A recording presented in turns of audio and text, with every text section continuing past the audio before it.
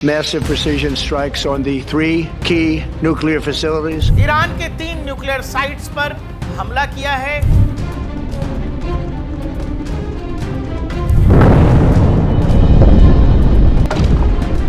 Iran को तो मुस्लिम देशों ने ही अकेला छोड़ दिया है। तो कई साल तो ईरान को वहां मलबा हटाने में लग जाएगा।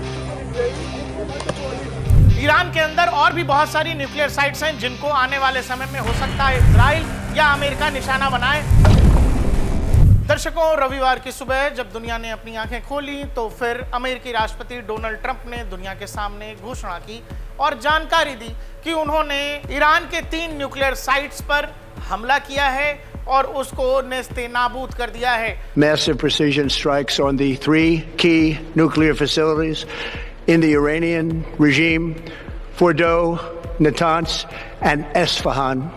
डोनाल्ड ट्रंप की तरफ से एक ट्वीट किया जाता है जिसमें वो कहते हैं, we have completed our very successful attack on 3 nuclear sites in Iran including Fordo, Natanz and Esfahan. All planes are now outside of Iran airspace. A full payload of bombs was dropped on the primary site. Fordo, all planes are safely on their way home. Congratulations to our great American warriors. There is not another military in the world that could have done this. Now is the time for peace. Donald Trump, वो Donald Trump जिनको 2 दिन पहले पाकिस्तान के असीम Munir Nobel prize दिलवा रहे थे, वो Donald Trump महज 2 दिन के अंदर ईरान पर हमले की अनुमति दे देते हैं और ईरान के न्यूक्लियर साइट्स को बर्बाद और तबाह कर दिया जाता है। और आपको पता है कि लगातार तेल अवीव की सड़कों पर गलियों में एक पोस्टर चिपका हुआ था। जो पोस्टर हम आपको स्क्रीन पर दिखा रहे हैं, ये जिसमें लिखा हुआ है mister president finish the job. जगह जगह इजराइल के अंदर ये पोस्टर चिपके हुए थे कि mister president finish the job, यानी कि ये बात अमेरिकी राष्ट्रपति को कही जा रही थी उस जॉब के बारे में जिसको लेकर इजराइल ये मानता है कि ईरान न्यूक्लियर बॉम्ब बना रहा है और उसकी क्षमता को खत्म कर दिया जाए, बर्बाद कर दिया जाए। इसके लिए वो लगातार अमेरिका से कह रहा है। क्यों कह रहा है? क्योंकि वो टेक्नोलॉजी जो फोर्दो के न्यूक्लियर साइट्स को बर्बाद कर सकती है, तबाह कर सकती है, जो हथियार चाहिए वो इजराइल के पास नहीं था। वो हथियार केवल अमेरिका के पास था और ये चूंकि केवल अमेरिकन फोर्सेस कर सकते थे, क्योंकि फोर्दो वाली जो न्यूक्लियर साइट्स है वो जमीन से कम 200 फीट नीचे बनाई गई थी, पहाड़ों के बीच में बनाई गई थी और उसको टारगेट करना, उसको हिट करना, उसको बर्बाद करना इजरायली फोर्सेस के ताकत के बाहर की बात थी। और यही कारण था कि लगातार इजराइल ये कह रहा था कि अमेरिका को आना ही पड़ेगा, अमेरिका को आना ही पड़ेगा। और डोनाल्ड ट्रंप ने दुनिया से यह कहा कि हम इस पर सोचेंगे, मुझे 2 हफ्ते का समय चाहिए। 2 हफ्ते का समय तो छोड़ दीजिए, 2 दिन भी नहीं लगा और अमेरिकी फोर्सेस ने न्यूक्लियर साइट्स पर हमला कर दिया।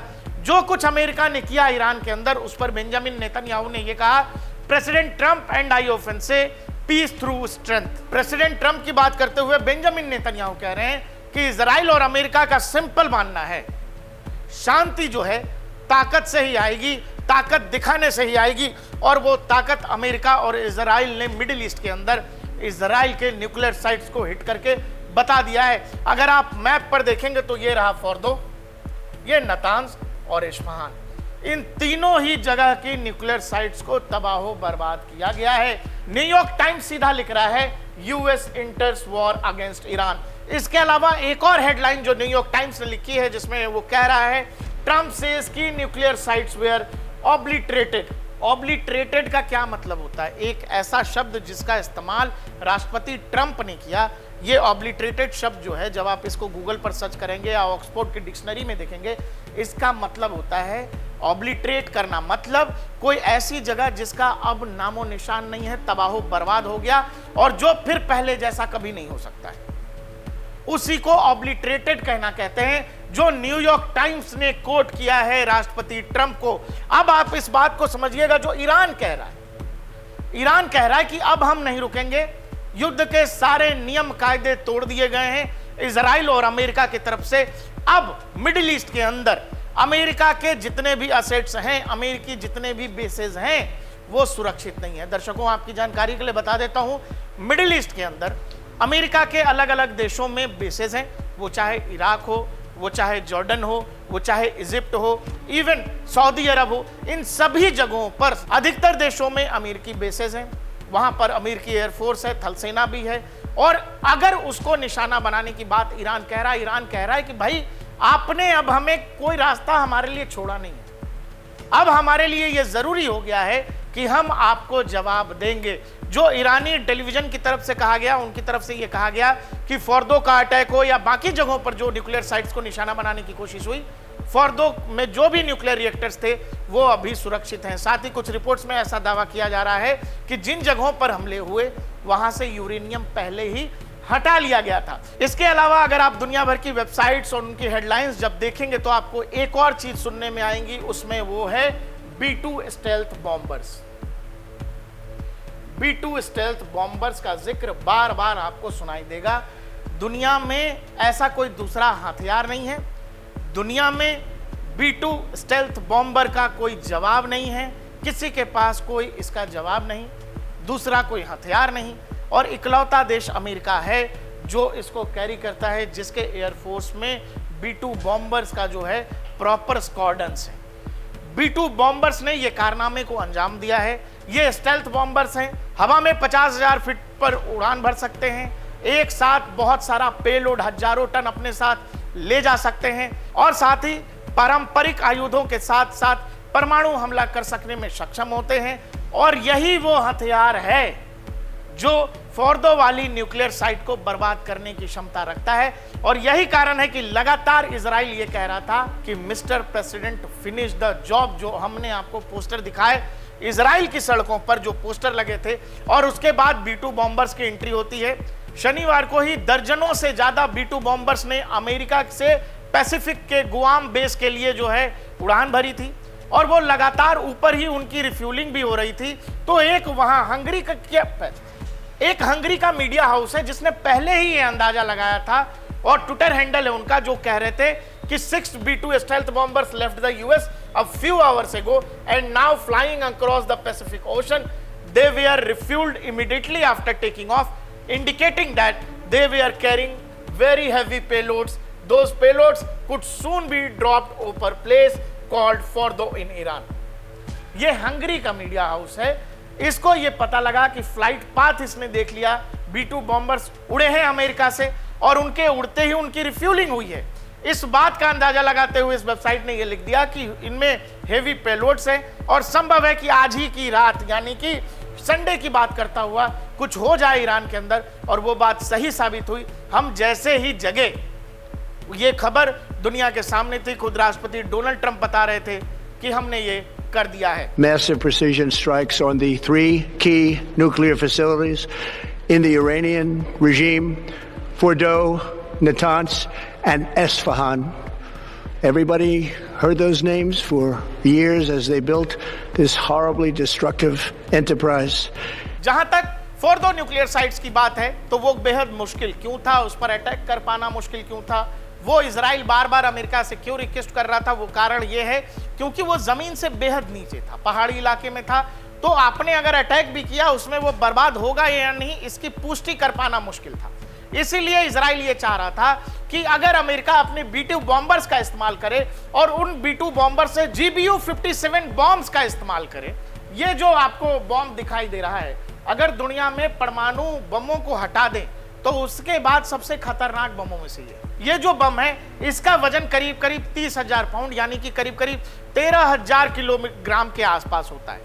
और इतना वजनदार हथियार जब ये पेनिट्रेट करता है 200 फीट जमीन के नीचे तक, इसको जब बॉम्बर B-2 बॉम्बर से हम आपको विजुअल भी दिखा रहे हैं, जब ये बॉम्ब नीचे की तरफ लॉन्च होते हैं तो ये जमीन में 200 फीट या उससे ज्यादा तक गड्ढा करते हुए चले जाते हैं, और उसके बाद अपने टारगेट को हिट करते हैं। इनमें GPS लगा होता है, तो अपने टारगेट को बिल्कुल ही बर्बाद कर देते हैं। और आपको यकीन होगा कि फोर्दो का जो न्यूक्लियर साइट था, वहां पर एक दर्जन GBU-57 बॉम्ब गिराए गए हैं, यानी 13,000 किलो के दर्जन भर बम उस पूरे पहाड़ी पर जहां पर फोर्दो का न्यूक्लियर प्लांट बेस्ड है, वहां पर गिराया गया। अब आप ये समझिए कि अगर ईरानी मीडिया ये कह रहा है कि नहीं जी सब ठीक है, उन 13,000 किलोग्राम के बमों ने, जो दर्जनों की संख्या में वहां पर गिरे हैं, उन्होंने कितना मलबा वहां जमा कर दिया होगा। तो कई साल तो ईरान को वहां मलबा हटाने में लग जाएगा, अगर सब कुछ जमीन के नीचे ठीक है भी तो। लेकिन फोर्दो से जो तस्वीरें आई हैं, जो विजुअल्स हम आपको दिखा रहे हैं, उसमें ऐसा लगता नहीं है कि सब कुछ ठीक बचा होगा। राष्ट्रपति ट्रंप के बयान में आपने एक चीज गौर किया होगा, वो 3 नाम तो लेते ही हैं, साथ में वो ये भी कहते हैं कि और भी बहुत सारे प्लेसेस हैं जिन पर अटैक किया जा सकता है। यानी कि अगर ईरान जो जवाबी हमले कर रहा है, क्योंकि जैसे ही न्यूक्लियर साइट्स को निशाना अमेरिका की तरफ से बनाया गया, ईरान की जवाबी कार्रवाई इजराइल पर तेज हो गई। और जिस समय हम ये वीडियो कर रहे हैं तब तक ईरान ने कम से कम 40 बैलिस्टिक मिसाइल्स इजराइल के अलग अलग शहरों में, राजधानी तेल अवीव सहित मारे हैं और इजराइल में जबरदस्त नुकसान हो रहा है। लेकिन ये हमले जो न्यूक्लियर साइट्स पर हुए, ये तो अमेरिका ने किया है। ईरान कह रहा है कि अब हमने युद्ध के सारे नियम कायदे चूंकि तोड़ दिए गए हैं, तो हम भी कुछ नहीं देखेंगे, अमेरिका पर सबसे बड़ा खतरा आने जा रहा है। लेकिन अभी तक मिडिल ईस्ट के अंदर जितने भी अमेरिकी एयरबेसेस हैं, वहां से किसी तरह की कोई खबर नहीं है। तो आप इसी बात को समझिएगा, ये एक लाइन है। बार बार अमेरिका कह रहा, बार बार डोनाल्ड ट्रंप कह रहे हैं कि अगर हमारे लोगों को हाथ लगाया मिडिल ईस्ट में, तो फिर हाल वो होगा। तो फिर हाल कैसा हो सकता है? हाल तालिबान वाला हो सकता है, अफगानिस्तान वाला हो सकता है, इराक वाला हो सकता है, सद्दाम हुसैन वाला हो सकता है, सीरिया हो सकता है, लेबनान हो सकता है। मिडिल ईस्ट में ऐसे बहुत सारे देश ऐसे हैं जिन जैसी हालत ईरान की हो सकती है। अब यहां ईरान को सोचना है, ईरान क्या इतना ताकतवर है कि वो अमेरिका और इजराइल से एक साथ टकरा सकता है? क्या ईरान इतना ताकतवर है, या ईरान के पास ऐसे भरोसेमंद दोस्त हैं जैसे इजराइल के साथ अमेरिका खड़ा हो गया? क्या ऐसे ईरान के साथ रशिया खड़ा हो सकता है ऐसे में जब वो खुद यूक्रेन में फंसा हुआ है? क्या चाइना साथ में आकर खड़ा हो सकता है? मुझे लगता बिल्कुल भी नहीं। ईरान को तो मुस्लिम देशों ने ही अकेला छोड़ दिया है। दुनिया में 57 मुस्लिम देश हैं, चारों तरफ से मुस्लिम देशों से घिरा हुआ ईरान, एक मुस्लिम देश नहीं है मिडिल ईस्ट का जो ईरान के समर्थन में आकर के कह रहा हो। अब आप इसमें यमन के हुती विद्रोहियों की बात मत करिएगा। ऐसे अलग अलग बहुत सारे प्रॉक्सीज जिनको ईरान ने पाला है, वो चाहे हिजबुल्ला हो, वो चाहे हमास हो। हिजबुल्ला ने लड़ने से मना कर दिया क्योंकि ताकत अब बची नहीं। तो ईरान को यह समझना पड़ेगा, क्योंकि अगर ईरान, चूंकि इजराइल को मार रहा है तो इजराइल मार रहा है, लेकिन अगर अमेरिका पर हमला हुआ और डोनाल्ड ट्रंप का जो मिजाज है, डोनाल्ड ट्रंप जिस तरह से बातें कर रहे हैं, उनको उसको जस्टिफाई करने के लिए फिर ईरान पर और भी बड़े हमले करने पड़ेंगे। अगर मिडिल ईस्ट के अंदर अमेरिका के 50,000 सैनिकों पर संकट आता है जो ईरान धमकी में कह रहा है, तो फिर ईरान के लिए ये ठीक नहीं है। ईरान के अंदर और भी बहुत सारी न्यूक्लियर साइट्स हैं जिनको आने वाले समय में हो सकता है इजराइल या अमेरिका निशाना बनाए। अगर आप बात करें इस्फहान की, इस पर हमला हो चुका है। आर्क, तेहरान और बुशहर न्यूक्लियर पावर प्लांट है बुशहर में। इसके अलावा आर्क और तेहरान में भी न्यूक्लियर प्लांट है। तेहरान पर ऑलरेडी हमले हो चुके हैं, आर्क अभी तक बचा हुआ है। तो ईरान के अंदर अब भी मल्टीपल साइट्स हैं जिनको इजराइल और अमेरिका निशाना बना सकता है। मैं आपसे ये कह रहा हूं, दुनिया में हर युद्ध चाहे कोई भी देश हो, उसको अकेला ही लड़ना पड़ता है। अगर आप दूसरों के बल पर लड़ने की कोशिश करेंगे तो माफ करिएगा, आप इजराइल नहीं है। ना इजराइल अमेरिका जैसी मजबूरी किसी के साथ है। क्या ईरान रशिया की मजबूरी है कि अगर ईरान पर हमला होगा तो रशिया आएगा ही आएगा? नहीं है। क्या ईरान चाइना की मजबूरी है कि ईरान को अगर परेशानी है तो चाइना सामने से आकर लड़ेगा? नहीं है। लेकिन अमेरिका की मजबूरी इजराइल क्यों है, हम इस पर बात करेंगे। देखिए, लगातार ईरान के अंदर वो चाहे मिलिट्री हेड्स हो, वो चाहे न्यूक्लियर साइंटिस्ट हो, उन सब को लगातार इजरायली फोर्सेस एलिमिनेट कर रही हैं। और उन सब के बीच बगदाद से बेरूत तक ये जो खामनेई साहब है, ये अकेले हैं। दुनिया से हथियार दिए जा सकते हैं, पैसे दिए जा सकते हैं, लेकिन लड़ेगा ईरान ही। अब इसमें संकट ये है कि अगर इजराइल छोटा है, इजराइल पर छोटा हमला भी बड़ा दिख रहा है। अगर इजराइल पूरी तरह से बर्बाद भी हो गया तो अमेरिका में वो ताकत है कि इजराइल को 2 से 4 सालों में फिर से आबाद कर दिया जाएगा, बसा दिया जाएगा। लेकिन क्या ईरान के पास वो ताकत है कि ईरान अगर अपनी पूरी तरह बर्बाद हुआ, तबाह हुआ, तो क्या ईरान को कौन बसाएगा? क्योंकि ईरान के तो चारों तरफ खुद ही दुश्मन बैठे हैं, वो दुश्मन जो चाहते हैं कि कैसे भी ईरान तबाह हो, बर्बाद हो जाए। ईरान की दोस्ती क्या सऊदी अरबिया से है? नहीं है। ईरान की दोस्ती क्या इराक से है? नहीं है। ईरान की दोस्ती क्या यूएई से है? नहीं है। क्या ओमान से है? बिल्कुल भी नहीं है। क्या इजराइल से है? नहीं है। क्या जॉर्डन से है? नहीं है। क्या इजिप्ट से है? नहीं है। सीरिया में भी सरकार चली गई। सीरिया में पहले समर्थित सरकार होती थी, अब नहीं है। ईरान अकेला है। और यहां एक छोटे से देश इजराइल के पीछे कौन खड़ा है? दुनिया का सबसे ताकतवर देश। कुछ लोगों को लगता है कि आखिर अमेरिका को इस युद्ध में क्यों पड़ना पड़ा, अमेरिका को क्यों कूदना पड़ा। उसके लिए आपको यह समझना पड़ेगा, जो इजराइल का वर्ल्ड मैप पर जो भौगोलिक लोकेशन है, जो दुनिया के मानचित्र पर उसका लोकेशन है, वो अमेरिका के लिहाज से बेहद जरूरी है। इजराइल के माध्यम से अमेरिका पूरे मिडिल ईस्ट पर अपना कंट्रोल रखता है। साथ ही इजराइल के माध्यम से अमेरिका अपने दुनिया भर में अलग अलग बेसेस जो हैं उसके अमेरिकी सैनिकों के, उनकी सुरक्षा भी करता है। इजराइल अमेरिका की मजबूरी इसलिए भी है क्योंकि इजराइल के पास दुनिया का बेस्ट इंटेलिजेंस है, इजराइल के पास दुनिया की बेस्ट टेक्नोलॉजी है और इजराइल के पास यहूदियों की ताकत है। मैं ये क्यों कह रहा हूं, इसके लिए आपको यह समझना पड़ेगा। जो कुछ पॉइंट्स हम आपको स्क्रीन पर दिखा रहे हैं, अगर इजराइल अमेरिका की मजबूरी है तो उसके कारण है इजराइल मध्य पूर्व, जैसा मैंने आपको बताया कि भरोसेमंद देश थे और यह क्षेत्र तेल, व्यापार मार्ग और भू राजनीतिक शक्ति के लिए अहम है। इजराइल के साथ रहकर अमेरिका ईरान, सीरिया जैसे दुश्मनों पर नजर रखता है। खुफिया जानकारी की मैंने आपको बात कह दी है, तकनीक की बात मैंने कह दी है। अब आइए अमेरिका की घरेलू राजनीति। अमेरिका में जो यहूदी समुदाय है वो इजराइल समर्थक संगठन जैसे एपेक का राजनीतिक प्रभाव है। ये लोग सरकार और संसद पर इजराइल के समर्थन के लिए दबाव डालते हैं। एपेक और ये जो मजबूरी है, इस पर हम एक लॉन्ग वीडियो भी जरूर आप तक लाएंगे, वो देखिएगा तो आपको समझ में आ जाएगा।